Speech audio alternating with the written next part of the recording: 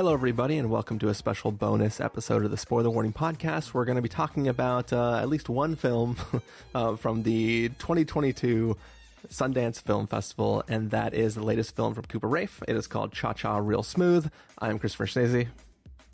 And I'm Stephen Miller. And if you're joining us for the first time, the Spoiler Warning Podcast is usually a weekly film review program. Each week in the show, we usually dive in, debate, discuss, and argue over the latest films coming to a streaming platform near you. This week, we're not doing the same thing we did last year, where we just go all out and just watch a million things. But we did have to see the latest film from Cooper Raiff. We were both big fans of Shithouse, which is an amazing film that is the worst film to possibly Google/search for in any streaming platform or rental service.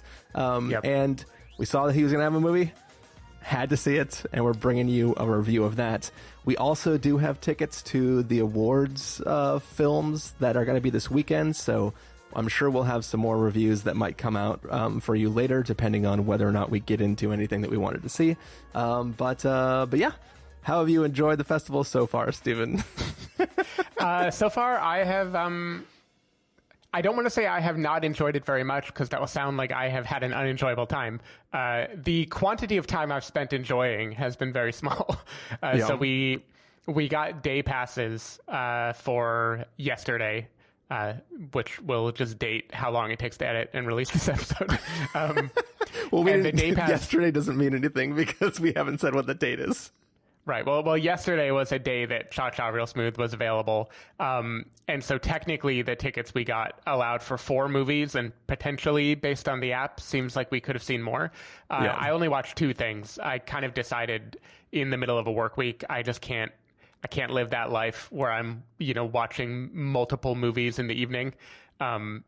So even now for the weekend, I'm kind of bracing myself. I think I'm still a little shell-shocked from Sundance last year. But I'm enjoying it so far. I mean, I think the website is pretty easy. It does surprise me. There are things that take like multiple clicks on 2 different screens that feel like they should just be done in one click. Like the UI surprised me a little bit, but overall they're at least they're very clear about when a thing will be available, how long you'll have to watch it. They lay out the How to Fest thing pretty reasonably well. So I think compared to other festivals we've done, I feel like Sundance knows how to put together a good digital show. Yeah, I think that now that we're in, we had, this film reserved, we were ready to watch it. The experience of watching the film I had happily reserved was great. I'm using the Apple TV app. You just pop it open, all your stuff's there, you click it, you go, everything works smoothly and perfectly. I was not excited for the way they described how the ticketing works. I was actually extremely annoyed and pissed off, and it turns out that maybe that was unfounded. Maybe the wording made it seem like you could only watch 4 things for a day pass, which is priced in a way that seems like you should be able to at least see 5 things. I'm definitely looking forward to what happens this weekend once they announce the awards winners and we know how many things we can actually watch. I'll be very, very curious to see how that all plays out. But now, if you can, will you watch more than 8 things this weekend? So I don't know. If the awards were already announced and I was just waiting for the reservations to go on sale, I would be able to determine that. But I can't. I don't know that I will make time for a documentary if that's an award-winning thing. There's just certain things that I'm going to prioritize what sounds the most interesting or seems like something we would want to do a review collectively together on. But I'm not necessarily unless it's a bunch of things where it's like, oh yeah, I definitely want to see this. I don't know that I am going to put in the effort to spend 48 hours watching films. Yeah. I'm going to call it right now. I am not going to spend 48 hours watching films. I'm definitely not going to spend that on it, but I mean, the difference between even just watching the 4 we can theoretically reserve each day is going to be a lot. Right. The real question just becomes once it's reserved, do I first thing in the morning try to watch something we didn't reserve just to see if you get into it, and then try to fit in the other things? I don't know. It's all speculation. It's all stuff nobody cares about if they're not if they're not watching the festival. But yeah, time can only tell, Stephen. Yep. Cool. This film literally premiered. I guess for us, it wasn't the premiere. It was the second screening of it. So this film premiered a few days ago. So there's no trailer for it. We don't know if it's going to or has been picked up. We don't know what's up. We just know that we want to talk about it. So what do you say, Stephen? We get ready to watch this film. Let's get this Bar Mitzvah started. All right. So Cha-Cha Real Smooth is the story of a young man. He's finished his, 4 years of college, and he's sort of just, aimlessly trying to figure out what he's going to do.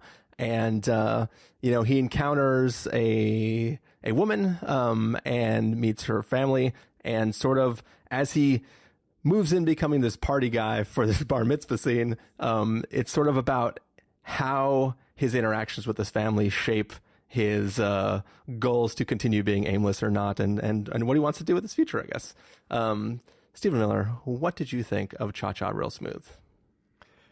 I really, really liked Cha-Cha Real Smooth. I won't say I full-on loved it. Like, Shithouse was a movie that I fell in love with. I think it was my number 3 movie of the year on the podcast. So that was one of those, like, made me cry big time type of movies. And that's because largely of the time of life that it's set. That was a movie about a kid who's just getting to college, trying to figure out who he is apart from his family, who he is supposed to be now that he's alone for the first time. And there's a lot of emotion in that really got to me. Cha-Cha Real Smooth, it took me maybe the first 25 minutes to really get into Cooper Raiff's wavelength. And that is because the dude is very, very, very sincere, very earnest all the time. Like, big eyes, staring people like directly in the eye, asking direct questions in a way that it was true in Shithouse too. But in Shithouse, it's like, it comes with the territory. It's kind of like the vibe of a wide-eyed deer in the headlights, kid who doesn't know who he is yet. Whereas now the character of Andrew has lived a bit. He's post-grad, so he's still in that, that time of life when you don't know what to do yet. But he is socialized. He's had girlfriends. He knows how to party. He knows how to hang. He is no longer like a blank slate anymore. But still there was that like incredible earnestness that it takes a minute until you realize, like, this is who Cooper Raiff is deep down. Like, this is just his vibe. And once I clicked on that wavelength, I found this movie really, really, really heartfelt. I mean, it just has so many things to recommend it. The character of Andrew, the way he relates to 13-year-olds as this party starter is incredibly charming. He's just this like effortlessly fun person who meets them at their level. He just asks them direct questions. He plays with them. He laughs with them. He doesn't condescend. And I think the movie does a really clever job of broadening that. I don't know how much in spoilery or non-spoilery conversation we want to get here. In terms of like other people that he meets. Yeah, I mean, you can talk about sort of who he encounters. Okay. Like Dakota Johnson, I assume is what you're...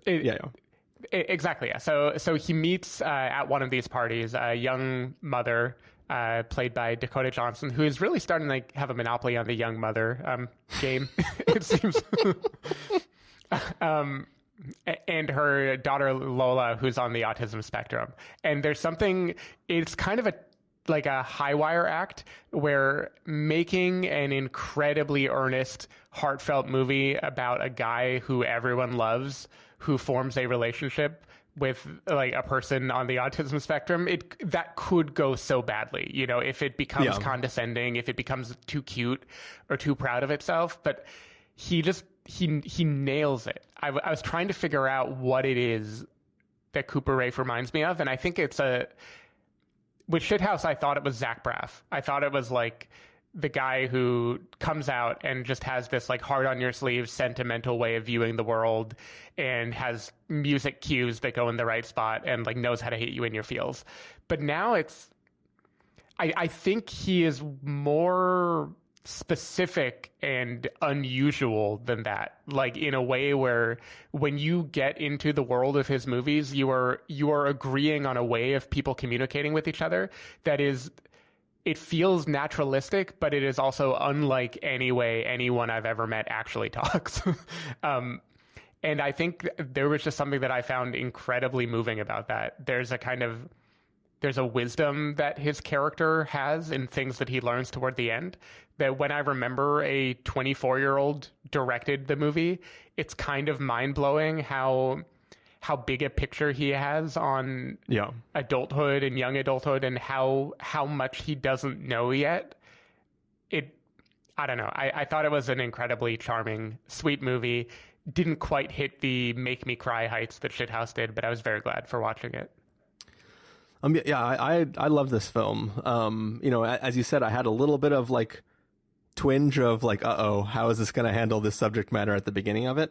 But I think I quickly got over that because, as you said, like Cooper Raiff is just, he's so earnest and endearing, and just that character, like, this is a spiritual successor to Shithouse, but it feels like it literally could be a direct sequel. Like, this character has literally aged that, like, Shithouse is his first year of college, and then this film is the same writer, director, actor having just graduated from college. And I think, as you said, like, he seems to be way wiser than he should be. If this film was written by a 45-year-old guy, I would hate the things that this character says. But like when I watch it and realize that like Cooper Raiff is like 2 years older than the character he is writing, so it's like that emotional intelligence is something that is just inside him for real. Like it's like thinking of watching this character, just the way he handles himself in the world and the way he understands these really complex dynamics between him and Dakota Johnson and his little brother and his mother and his mother's new partner, like all these different relationships he has. This isn't a film that was just about a guy who like misses his girlfriend or who went abroad and he's trying to figure out his life. This is a extremely complex story where there are like 50 different relationships that are all nested together and all have their own full entire arcs. Like, this is not a film that feels lazy in the way where it's like, this is the story I really want to tell and everybody else is just a background character. Like, every character gets a moment to shine.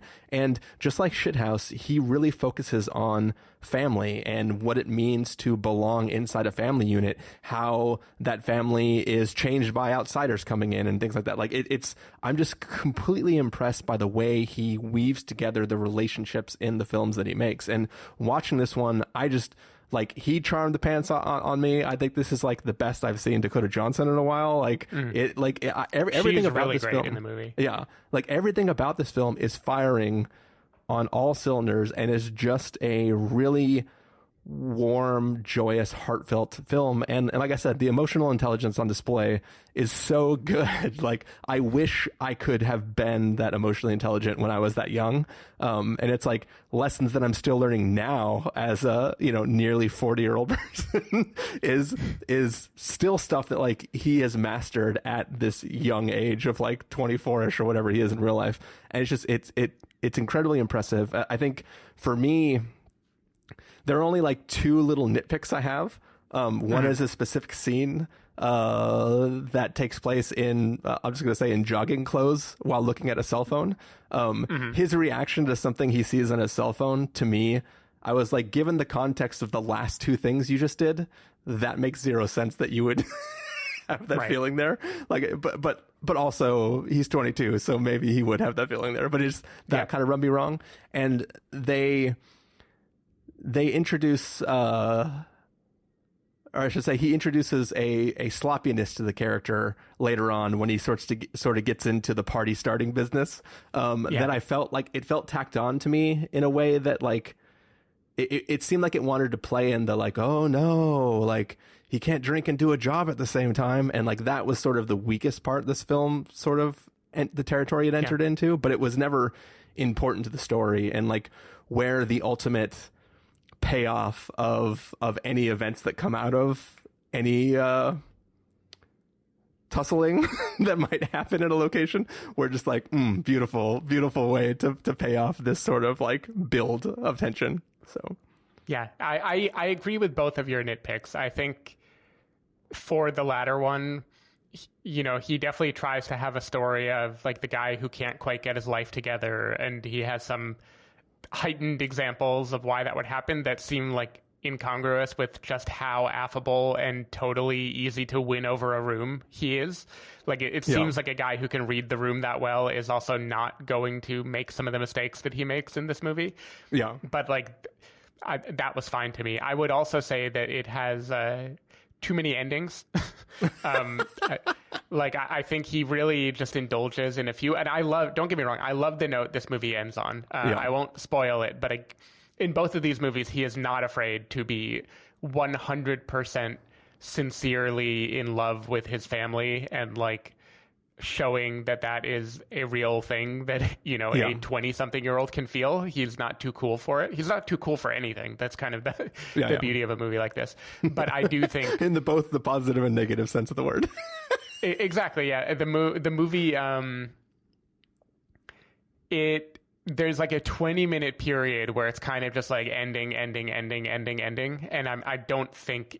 I think he kind of indulges a little bit more than he needs to just to get all the life lessons out that he possibly can.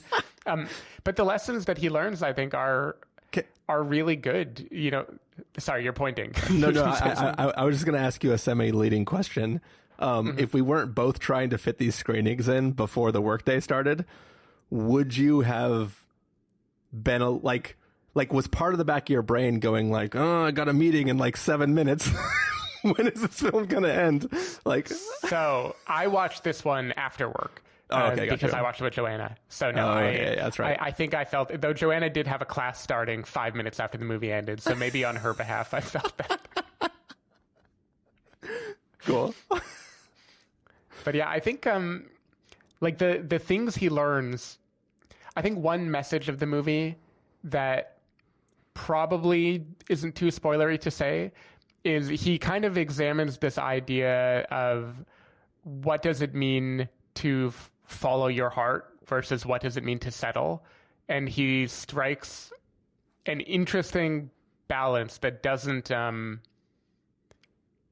it doesn't like overly romanticize the options that you have in your life, but it also isn't cynical at all. It's very much about life is complicated and there are many different things that might matter to an adult, and no one should judge what it is that like what combination of things make up a life that a person decides is worth living. Yeah. And I just think that is so different from what anyone his age I would expect to say when they are making a movie, where you would think they would look at older people and be critical. You know, they would be like, look, you settled, you forgot what it means to feel passion and fire, you forgot blah, blah, blah. And he doesn't really do that. He kind of is just like an open wound that feels everything that everyone is feeling and then just draws conclusions based on them.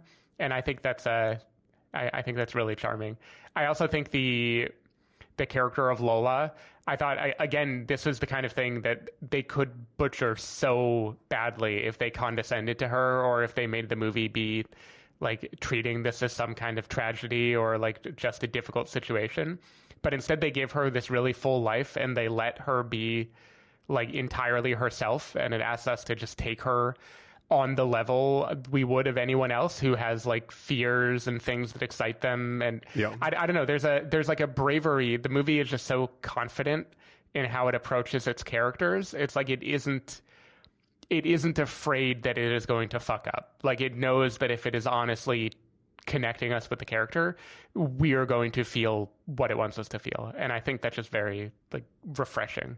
Yeah. And I like too that the first time we're introduced to the character, his character does fuck up, but like it's sort of like breaking the ice. Like, I know you're worried this is going to be handled poorly. I'm going to purposely kind of say something stupid. Yeah. And then from here on out, you're just going to be able to relax because I've done it. Yep. It's over with. It was received okay by all the parties involved, and now we can just like continue with this beautiful story. And I really liked that like level of like let me mess it up a little bit so that I can just like get past that. Yeah, and it reminds me again, when we talked about Shithouse, I think we talked about the kind of deprecating humor or comebacks that his character in that movie had, and how much of it we thought was scripted versus how much was just him kind of naturally, him and Dylan Galula, like striking up a rapport and his sense of humor coming through. Yeah. And with this movie now, I 100% believe that it's just like Cooper Raiff's sense of humor, because there are multiple interactions in this movie where he kind of does the sandwich of he says something sweet and then they say something and then he responds with something that is like insulting but like very direct, and it's like a joking insult, and then he has to walk it back 2 seconds later, and he just pulls that off so well. I was laughing out loud every time he had like a snarky comeback to his like stepdad. Oh yeah, that was some of the best dialogue in the movie, was him and his stepdad. It was so good. How much does a party starter make? I don't know, like just a little bit less than a pharmaceutical executive who hates his life. It was so good. I laughed so hard. Oh man. I think my favorite laugh is when he's interviewing for a job somewhere, and it is about advocacy for ALS, and he calls it ASL, and then the guy corrects him, and he like doubles down. And I'm pretty sure it's ASL. Sorry, no, I'm just kidding. My dad had ALS. No, he didn't. Sorry, I don't know why I said that. It's pretty good. It's amazing. Yeah. I did want to hit one more thing too, that we've been doing a lot of comparison to Shithouse, and like you brought up earlier that like from both films you can tell that he genuinely is like in love with family and loves those connections between families. And I think that I made a joke about his character being kind of a wet blanket in Shithouse, and like in Shithouse you knew he loved his family, but it also felt like the family was sort of a crutch for him because he was in a very scary place, and like he was forced to rely on the family. Like it was clear that he had a great relationship with his sister and his mother, but it also felt that like he needed them more than he wanted to call them. And in this film, you see just that pure love of like, I just enjoy being around these people. I don't need to be around them. I can go do whatever I want. But I genuinely enjoy, as a 22-year-old, having a room that I share with my little brother because we can talk and hang out, and I can, give him advice about his love life and stuff like that. Like it was there was just so much thought put into how those dynamics were that it just kept like bringing me to that warm place of like really, really enjoying it. Yeah. And I think the love for family shines through, and also just, again, the love for all the characters. Like I don't want to spoil the movie, but there is at least one character that we are clearly supposed to, if not hate, then we are supposed to be primed to have all sorts of negative feelings about him. And he gets this grace note in like towards the very end of the movie that is just such a great turnaround, and it fits so well into what the movie is trying to say about what Andrew is realizing about life. Yeah. I just thought that was really cool. Does it involve knocking on a window? Yeah, exactly. Yeah. You said you didn't cry at all. I definitely teared up a little bit there.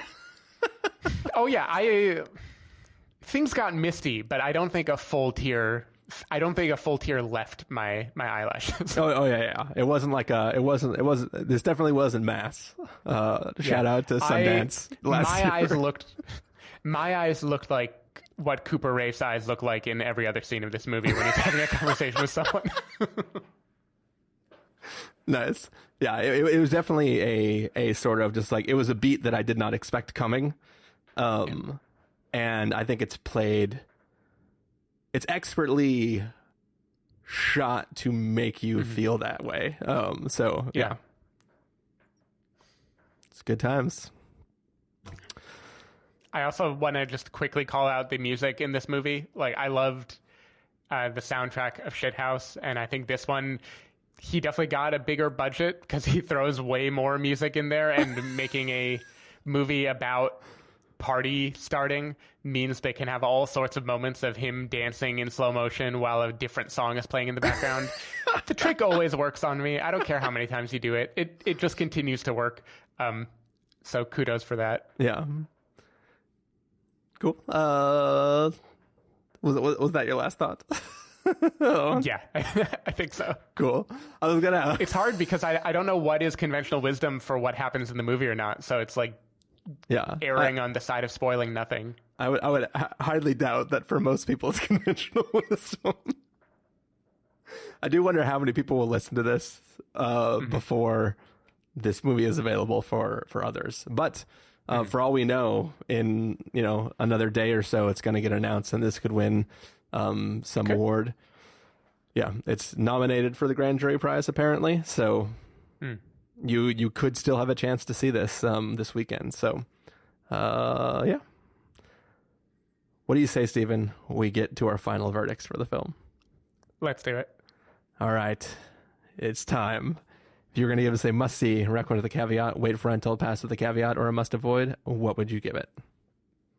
I'm going to give it a must-see easily. I am a sucker for this kind of heartfelt, independent drama. And I think even though this movie didn't get me quite as hard as his debut did, I think it shows me what kind of filmmaker he is, and it kind of shows me a path to how he can continue to make movies. And I think that is very exciting. There's a really unique comedic voice and a unique emotional voice that he has. And I honestly think it is nothing stylistically like a Wes Anderson or, something like that. But I think there is something like that in the sense that he knows how to make a world where characters just interact in a way that is uniquely Cooper Raiff-y. And I think that is a skill set that can just serve you very well. I feel like if he makes another movie, I would know immediately it was his without you telling me, because he just has like a distinct vibe now. You would know that because he would be the lead. Yeah, sure. That would also help. But yeah, I don't know. I'm fully on board. Really, really like this movie. Excited to see what he does next. Yeah, I love this film.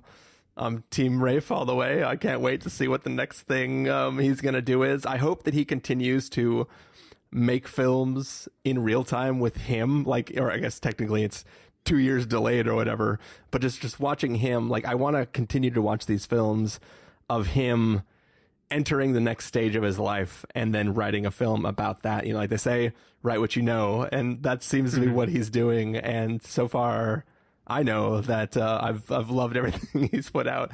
So yeah. I hope he continues. I hope lots of people see this film. I would, I haven't seen all the films that played, but if this wins a Grand Jury Prize, sure. Totally. I mean, I think it's a total crowd pleaser too. It honestly, I can't make predictions having seen only one movie that is in the running for it. Yeah. But this feels like the kind of movie that actually has a chance, because I feel like most people who watch it will fall for it pretty hard, which is high praise. Yeah. Cool. Well, that's going to do it for our review of Cha-Cha Real Smooth. Stephen Miller, people want to find you throughout the week. Where can they do that? People can find me at twitter.com/sdavidmiller or sdavidmiller.com. People can find me at ChristopherInRealLife.com or Twitter.com/ChristopherIRL. You can find the podcast over at thespoilerwarning.com, where you can get a bunch of the back episodes of the show. If you want to subscribe to the show, you can do so in Overcast, Stitcher, Apple Podcasts, or wherever podcasts are found. If you want to know when the episodes go live, you can follow us at Twitter.com/SpoilerWarning, Facebook.com/TheSpoilerWarning, or Instagram.com/TheSpoilerWarning. If you want to get hold of us directly, you can send an email to fans@thespoilerwarning.com, or you can use the contact form on our site. Music for this episode will come from the little jingle that is being used for each of the films at this festival. So hopefully you're enjoying that. And yeah, we're going to take off. We'll see what this weekend holds. And we may be back next weekend with either a few handful of reviews of stuff we're really excited about, or maybe a quick omnibus review of just, shotgun approach to hitting everything that we saw. Yeah. But yep, take care, everybody. And we will see you then. Bye. Bye.